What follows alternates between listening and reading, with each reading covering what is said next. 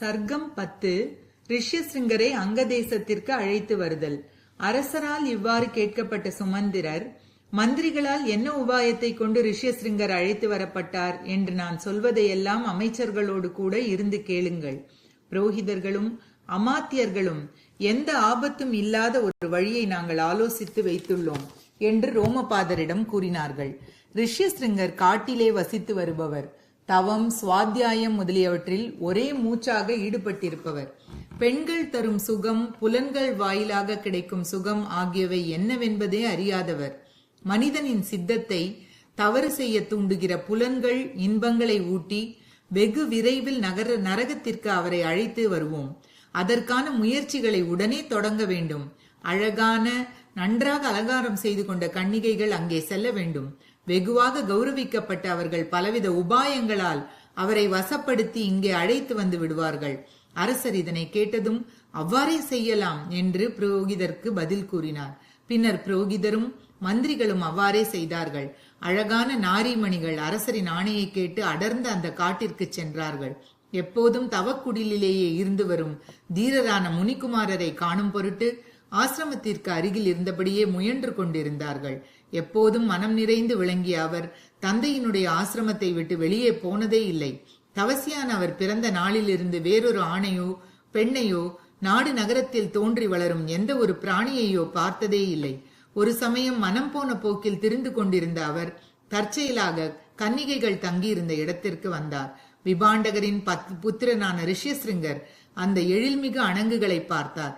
இனிய குரலில் பாடுகின்றவைகளும் கண்கவர் அலங்காரம் செய்து கொண்டிருந்தவர்களுமான வணங்குகள் விபாண்டரின் புதல்வரான ரிஷ்யசிருங்கரை அணுகி கேட்டார்கள். பிரம்மன், தாங்கள் யார்? எங்கே இருக்கிறீர்கள் என்றெல்லாம் நாங்கள் அறிந்து கொள்ள விரும்புகிறோம். மக்களே இல்லாத பயங்கரமான இந்த கானகத்தில் தனியராக தாங்கள் சுற்றி வருகிறீர்களே, ஏன்? எங்களுக்கு கூறுங்கள். அந்த காட்டில் அதுவரை பெண்களை பார்த்ததில்லை. அத்துடன் மிகவும் அழகாகவும் இருக்கிறார்கள். இந்த அதிசய தகவலை உடனே தன்னிடம் பிரியமுள்ள தந்தைக்கு தெரிவிக்க வேண்டும் என்ற எண்ணம் அவருக்கு தோன்றியது. என்னுடைய தகப்பனார் விபாண்டகர். நான் அவருடைய சொந்த புதல்வன். உலகில் ரிஷ்யசிருங்கன் என்று என்னை சொல்வார்கள். மேன்மைக்குரிய பிரம்மச்சரியம் அனுஷ்டிக்கிறேன். அருகில்தான் எங்கள் ஆசிரமம் இருக்கிறது. அருள் கூர்ந்து அங்கே வாருங்கள். அழகான தோற்றம் கொண்டவர்களே, உங்களுக்கு தகுந்த முறையில் அறநெறிப்படி உங்களை அங்கே உபச்சரிக்கிறேன். முனிகுமாரரின் சொற்களை கேட்டு அதனை அங்கீகரித்து அவருடைய ஆசிரமத்தை காண்பதற்காக அவர்கள் அனைவரும் அவருடன் சென்றார்கள். வந்தவர்களுக்கெல்லாம் இதோ அர்க்கியம், இதோ பாத்தியம், இதோ கிழங்கு, இது பழம் என்று சொல்லி முறையாக உபச்சாரம் செய்தார் ரிஷிகுமாரர். உபச்சாரங்களை எல்லாம் மிகவும் உற்சாகத்துடன் ஏற்றுக்கொண்டார்கள் அந்த அணங்குகள். ஆனால் முனிவர் வந்து விடுவாரோ என்ற பயத்தால் விரைவில் திரும்பி செல்ல அவசரப்பட்டார்கள். அந்தணரே, எங்களிடமும் வகை வகையான பழங்கள் இருக்கின்றன. எங்களுக்கு பிரதி உபச்சாரமாக அவைகளை ஏற்றுக்கொண்டு உடனே புசித்து விடுங்கள். தாமதம் வேண்டாம்.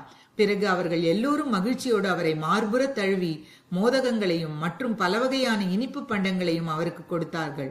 எப்போதும் காட்டிலேயே இருப்பவரானதால் அவர்கள் கொடுத்த உணவுப் பொருட்களை முன்னர் சுவை தெரியாத பழங்கள் என்று எண்ணியே உண்டு மகிழ்ந்தார். பின்னர் அவருடைய தகப்பனாரிடம் உள்ள பயத்தால் அந்த பெண்மணிகள் நேரமாகிவிட்டது, நாங்கள் நித்தியானுஷ்டானங்கள் செய்ய வேண்டும் என்று சொல்லி அவரிடம் விடை பெற்று சென்றார்கள். அவர்கள் எல்லோரும் சென்றதும் கஷ்யப, அதாவது விபாண்டக புத்திரரான ரிஷ்யசிருங்கர் மனசஞ்சலம் அடைந்து துயரத்துடன் அங்குமிங்கும் அலைந்தார்.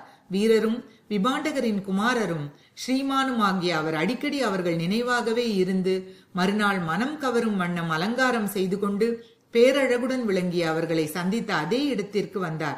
அவரை பார்த்ததுமே மனம் பூரித்த அணங்குகள் அவரை அணுகி வந்து இவ்வாறு சொன்னார்கள். அழகியவரே, எங்கள் ஆசிரமத்திற்கு நீங்கள் வர வேண்டும்.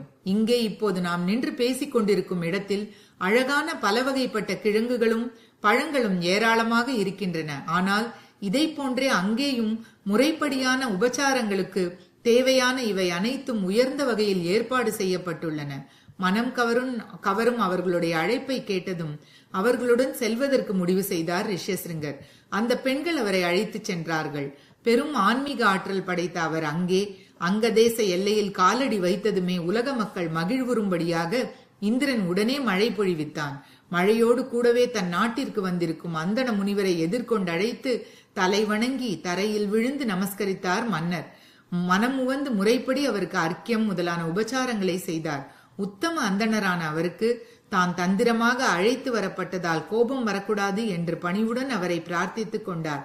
பின்னர் மன்னர் அவரை உள்ளே அழைத்து சென்று நிம்மதியான மனத்துடன் மகள் சாந்தாவை அவருக்கு வேத விதிப்படி தானம் செய்து கொடுத்து திருப்தி அடைந்தார்.